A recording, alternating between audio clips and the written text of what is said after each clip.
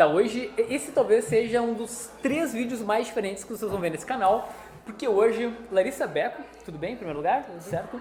Vai nos apresentar uma pesquisa de mestrado sobre o fã de super-herói. Sim, tu aí do outro lado que achou que nunca ia ser valorizado na vida por gostar de gente com roupa colorida, é agora, né? Larissa, acho que em primeiro lugar eu tenho que te perguntar se o nerd é uma pessoa normal. Quantas pessoas você entrevistou? Olha, eu entrevistei formalmente para a pesquisa, foram 6 pessoas, né? Pessoas assim que eu nomeei na pesquisa e trouxe os depoimentos dessas pessoas para dentro da dissertação. Teve também não é só uma pesquisa teve essa parte de campo, mas também teve a parte online, né? E pessoas respondendo questionários e tudo mais. Não foram só 6 pessoas. Uma das etapas da pesquisa foi a criação de um questionário online. Para assim, quando eu comecei a ver assim, eu acho que eu preciso dar um passo para trás e ver quem é esse fã. O que ele consome, o que ele gosta, para daí depois eu entrar numa etapa mais etnográfica, né? E aí entrevistar e acompanhar essas pessoas. Eu tinha impresso acho que 50 cópias do questionário e eu consegui entrevistar, conversar com 13 pessoas. O que acontecia é que as pessoas, elas gostam de falar. Os fãs, principalmente, gostam de falar. Por mais tímidos que eles fossem, então assim, às vezes no primeiro contato, oi, tudo bem? Tô fazendo uma pesquisa, a pessoa ficava, não quero. Sabe qual é o problema que eu acho? É que a gente se acha especial. É a pior parte. O nerd, ele acha que por ele consumir muito determinada coisa, ele é diferenciado, ele tem um conhecimento de alguma coisa e ele quer falar. Mas eu acho que eu defendo que é especial. Que é especial. No sentido, assim, de que realmente a gente acaba se especializando, né, em determinados assuntos, personagens, narrativas. Então, isso tem um valor, mesmo que não seja, muitas vezes, monetário ou monetarizável, né, rentável de alguma forma, ele é um valor, ele tem um valor simbólico de alguma forma. E aí eu ia falando com as pessoas e elas iam me dando, mas por que tal pergunta não tá aí? Por que tal resposta não tá aí? Eu vi que eu não ia dar conta de ter uma pesquisa em termos de números um pouco maior nesse sentido, assim, de ir com a prancheta para um evento. E aí eu criei, assim, na madrugada, de noite, sábado de noite, eu coloquei no questionário lá, lancei, e daí no dia seguinte já tinham, eu acho que 500 respostas, porque o Sidão compartilhou, porque alguém mandou pra ele, disse compartilha, e ele compartilhou e o negócio bombou. Vocês estão entendendo que essa moça, ela basicamente virou a madrugada pra te entender. É isso que tu fez, tu foi lá tentar entender várias madrugadas. Só antes da gente continuar, tu já entregou essa dissertação, já foi aprovada e já é mestra... Nesse ano concluí, então, a etapa final, que é a defesa, né, a banca de defesa da dissertação, e já ingressei no doutorado na continuidade ali, sem férias. E quais foram as perguntas que tu fez no questionário online, assim, mais ou menos, só pra gente se nortear do que tu perguntou? Então, primeiro, aqueles dados básicos, né, pra gente ter eu queria ter realmente uma ideia de perfil do fã, no sentido de qual é o gênero que se considera, né, identidade de gênero, idade, e aí eu fiz algumas perguntas um pouco mais específicas em relação a consumo. Então, que tipo de artigo... Eu fiz toda a construção do questionário em cima da questão de ser fã de super-herói. Então, a primeira pergunta do questionário era: você se considera fã de super-herói da Marvel ou da DC? Que daí era o recorte que eu tinha dado. Resposta sim ou não. Se a resposta fosse não, era obrigado por participar e finalizava aí. Se a resposta fosse sim, então a pessoa teria que se considerar fã. Ela tinha que indicar qual personagem ela considerava o seu favorito. Aí começou a bagunça. Porque apesar de eu tinha colocado uma linha, porque eu não ia listar todos os personagens, aí apareceu assim, não tenho como colocar só um personagem, então assim, daí, ou pessoas que colocaram 2 personagens, pessoas que colocaram vilões. 2 dúvidas, em questão de fã, o que deu mais, foi mais assim, tipo, meu chute, Marvel deu Homem-Aranha e DC deu Batman, sim? Certo. Bem isso, tá, dentro do padrão. Batman um pouquinho mais também. Mais que Homem-Aranha? Um pouquinho mais.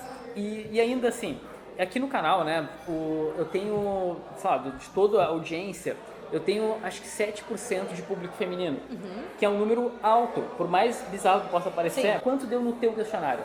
No meu questionário, se não me engano, acho que foram 23%. E eu acho que uma das coisas que eu até discuto na dissertação, que eu acho que motiva as mulheres a não se assumirem como fãs, é não ter que justificar o seu exercício de fã.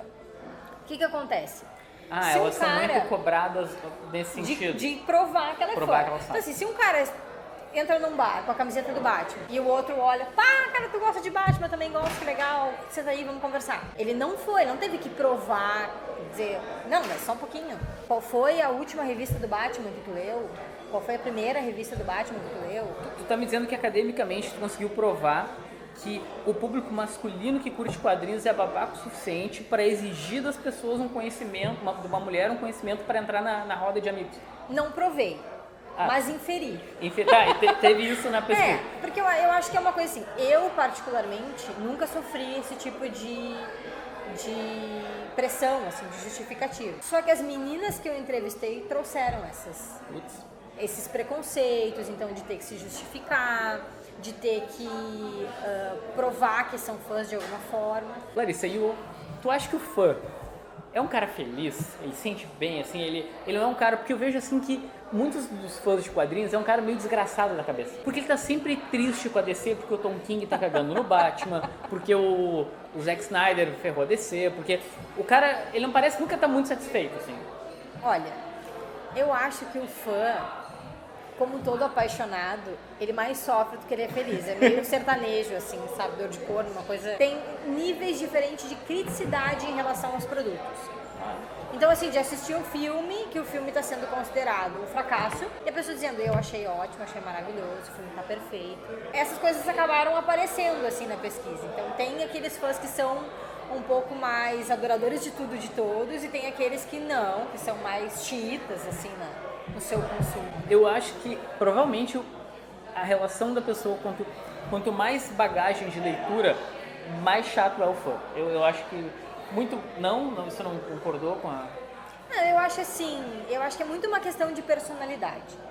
Porque tem aquele cara que ele não vai aceitar que se mude uma vírgula para uma adaptação, ou assim, se até, nem falando de mudança de mídia, mas se assume um novo roteirista, um novo desenhista, se mudar um pouco a pegada do personagem, já vai criticar. Então, eu acho que é muito mais de personalidade do que de bagagem. Porque, assim, se a gente for pensar nesses personagens que eu tava analisando, que apareceram, são personagens que têm muitos anos de história. Então, claro que ele tem uma unidade, né? A gente consegue dizer, o Homem-Aranha é assim, Sim. O Batman é assim, a Mulher Maravilha é assim. Só que já teve tanta narrativa, já teve tanta gente escrevendo, desenhando, roteirizando, produzindo, que é difícil, às vezes, manter essa unidade.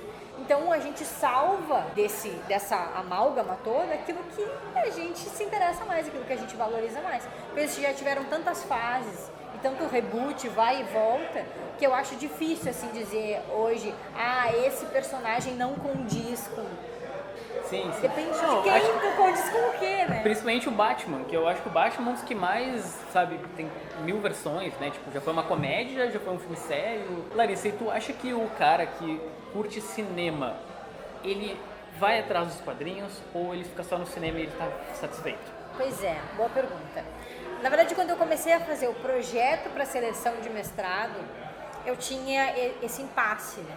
Então, eu dizia assim, o fã de quadrinhos, mas esses personagens eles não estão mais nos quadrinhos só, eles estão nos cinemas também, e o cinema é um grande produto, né? Um baita produto, eu não posso não considerar. Então esse fã, ele é fã do quê? Eu comecei a pensar assim, pelo viés que eu queria olhar, ele não era fã da mídia, ele era fã do personagem. Sim. Tá, então não é o fã de super-herói, é o fã do personagem. E eu acho que até isso apareceu em algumas das entrevistas, então que eram leitores quando criança de quadrinhos e passaram a assistir os filmes porque tinham essa carga simbólico-afetiva. Eu acho que hoje em dia tem uma troca muito grande. E com a internet, então assim, que todos, eu acho que é difícil esses canais mais especializados, principalmente a nível de YouTube, mais especializados nessas temáticas, não tragam isso de alguma forma já muito mastigada. E aí já te mando o link da Amazon, do quadrinho que foi baseado, então... Eu acho que hoje a gente tem um consumo que ele é bem diversificado. Assim, é difícil as pessoas se aterem a uma única mídia. Observando do que tu viu, eu não sei se essa parte está dentro da pesquisa, mas o nerd é uma pessoa legal? Os fãs de super-heróis são boas pessoas no geral? Analisando a pesquisa? Há controvérsias. Há controvérsias. Há controvérsias. Então, Eu entrevistei meninas que disseram que a comunidade nerd é muito tóxica, que é uma comunidade que é heteronormativa. Atenção, ela não está inventando. Não sou eu que estou falando. É uma manipulação, nada, isso é verdade. Mas eu acho que, de forma geral, a gente tem, como acho que em várias outras vertentes da nossa vida social e cultural, o que acontece é que esse que é o chato, ele só grita mais que os outros, ele não é a maioria. Entendi, ele aparece mais. Só que ele é mais chato, então ele incomoda mais, entendeu? Ele faz mais barulho, ele, né, destoa mais, só que eu acho que ele não é a maioria. Eu acho que isso é uma questão até política, né? Se a gente for abrir pelo espectro político nacional, hoje a gente vai ver que esses que são fanáticos, que são mais... Eles não são a maioria, mas só que eles incomodam. Sabe que tem um fenômeno que eu vejo no grupo do Dois Quadrinhos no Facebook que me chama muita atenção. Às vezes os moderadores abrem mensagem comigo, né, e me chamam: ô Vini, olha só, cara, tá pegando fogo ali, vamos resolver tal problema, né, um post sobre diversidade, que geralmente são mais polêmicos, alguma coisa assim. Aí eu entro pra ver, assim, eu olho o post que tem 400 curtidas, assim, tipo um número surreal de curtidas, e sei lá, 3 comentários negativos sobre aquele assunto. Aí o pessoal diz: olha aí pessoas no mesmo post: olha só, que comentários vergonhosos, olha isso, tipo, sabe, que vergonha isso, né? Aí eu penso, gente, mas talvez o cara que postou, ele não tá preocupado em parar e comentar. Por isso que tem 400 curtidas ali em cima, de pessoas que apoiam. Mas o cara que tá reclamando, ele meio que, ele realmente faz mais barulho, ele faz o post parecer negativo. Tem discussões e discussões, né? Tem aquele cara que vai dizer assim: eu não concordo que a Natalie Portman vai ser o novo Thor. Mas por quê? Porque o personagem isso, porque aquilo, porque não sei o que. Daí tu vai dizendo: mas olha só, vê por esse lado, tem essa perspectiva. Tem o cara: não, realmente, eu não tinha pensado sobre isso e tal. Leva em consideração aquilo. E tem o cara que vai fazer assim: não quero ver, não quero ver, não quero ver, não quero ver, não quero ver. E ele não quer discutir. Na verdade, ele só quer gritar a opinião dele e os outros que aceitam. Mas a gente dá uma importância tão grande que aquilo reverbera muito mais. E um assunto que era uma bobagem E lá, isso viram... alimenta o cara. Isso que é o pior de tudo. O cara vai adorar, porque talvez ele queira atenção pro argumento dele. Eu acho que muitas vezes é isso. Assim. Só que hoje eu já vejo assim, na lata. Se eu começo a conversar com a pessoa e a pessoa fica: não. Foi um prazer, até mais, querido, tô atrasada, tem que ir, deu. Não dou pano pra manga, não. Larissa, em primeiro lugar, quero te dizer que foi um privilégio ter aqui um conhecimento acadêmico sobre o assunto nerdice, tá? Foi muito legal. E vai haver uma história em quadrinhos sobre a tua trajetória de pesquisa, certo? Isso. Onde é que as pessoas encontram isso? O projeto ele vai ser financiado via Catarse. E a gente quer, na verdade, poder produzir a história em quadrinho, né? A gente fez um prólogo que tá rolando nas redes sociais aí pra quem quiser conferir, Caçadora de Fãs. Tá na tela aqui. E aí quem quiser, daí pode nos ajudar apoiando pra ter o impresso. Gente, o link tá aqui embaixo, as páginas do preview vocês já deram uma olhada. E é isso, tá? Obrigado. Eu que agradeço. Tá? Tchau, gente. Desculpa o meu pessimismo quanto ao nerd, tá? Fui.